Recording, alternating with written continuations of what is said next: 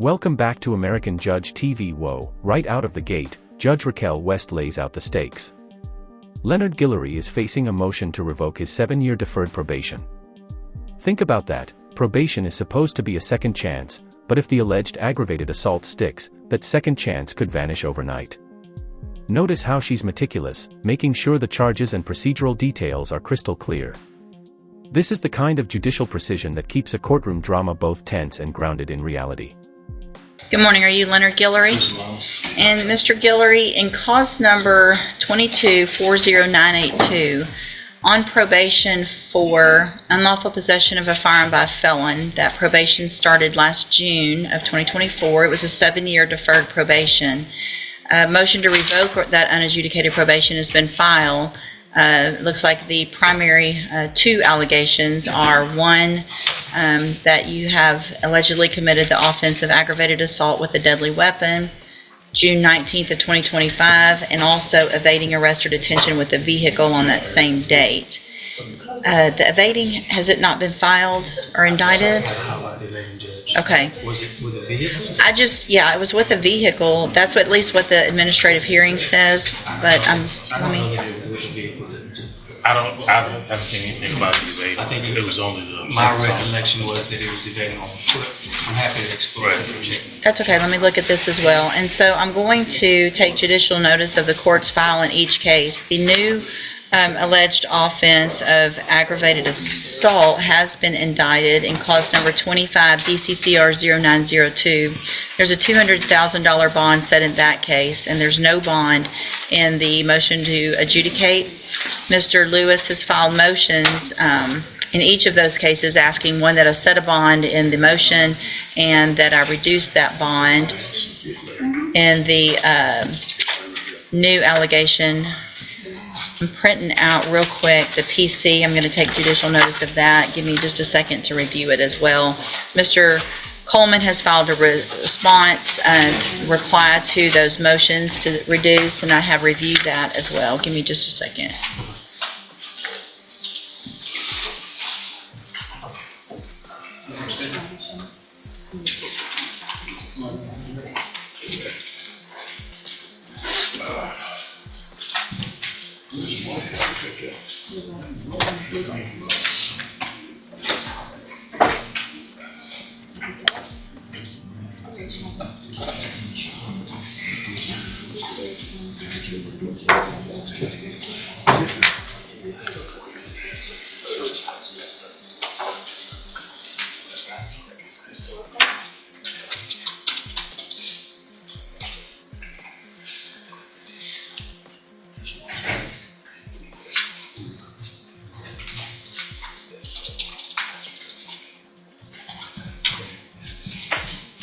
It was on foot, yeah. That's what I thought, Judge. He allegedly Started on a bicycle. Yeah, I don't know where they get the vehicle from.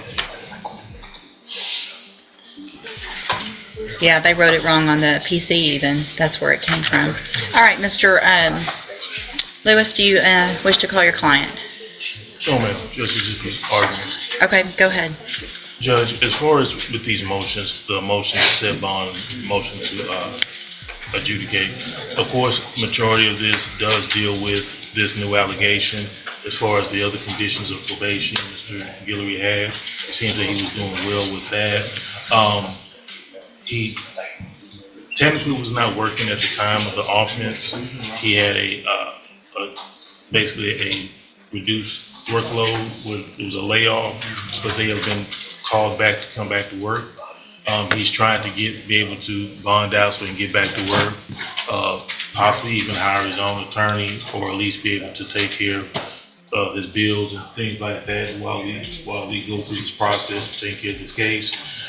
So he definitely would like that opportunity, at least by having a bond set on with the MTRP. As far as the new case with the ag assault, understandably, it is would be considered a serious offense.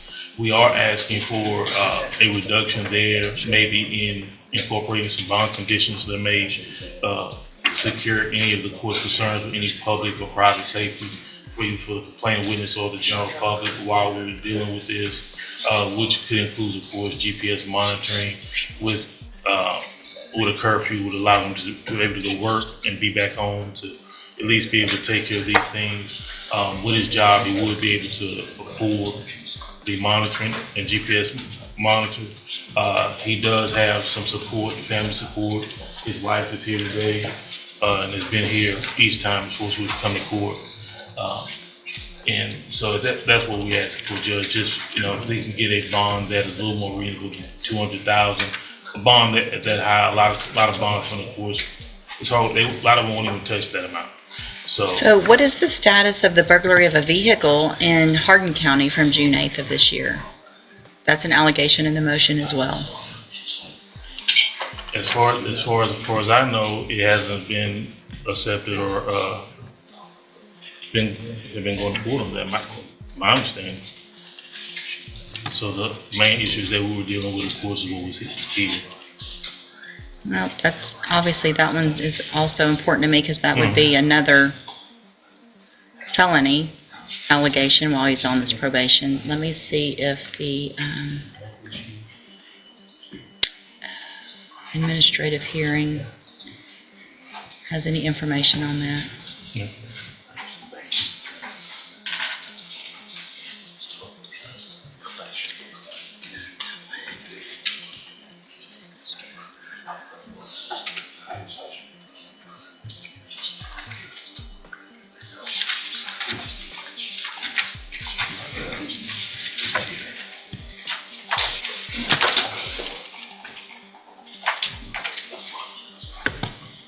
So when the administrative hearings are scanned in, I've noticed that some of them, it'll say see attached narrative or PC or something, and those are not always scanned in. Are you looking at the court copy?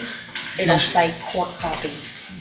Okay, so the court copy should Court have copy, it. 'cause, it's not public. Gotcha. No, that's perfect. That's what I needed. Give me a second. I'm gonna print this out because this is.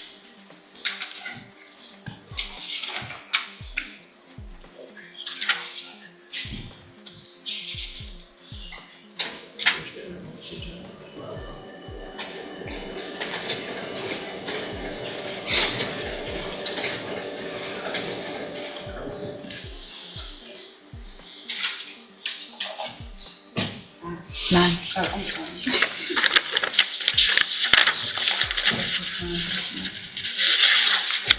So, for the record, I'm taking judicial notice again of all of the court's file attached to the administrative hearing, which was dated June 16th, 2025, which is previous to a second one that was filed with regard to the new aggravated assault case. This one includes violation that he allegedly committed the offense of burglary of a vehicle in Hardin County and failed to report his arrest to his probation officer, and then GED, community service, and some things like that. Attached to it is the narrative from the Hardin County officer. Let me read that, and I'll give you both an opportunity if you would like.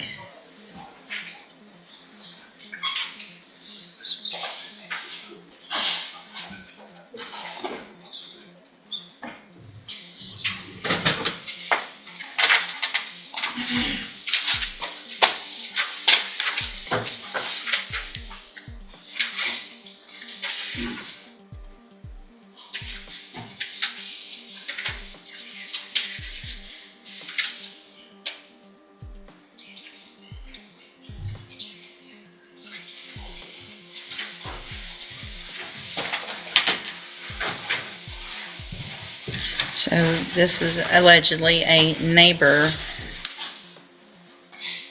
where the allegation is that Mr. Gillery got in their car, tried to start it and leave, that they confronted him, that he got out, walking up and down the driveway between the trailers, quote, freaking out, striking the trailers in his own vehicle. The officer also noticed kind of some erratic behavior, felt like he was under the influence of some type of intoxicant, which he denied, but it sounds like there was something going on.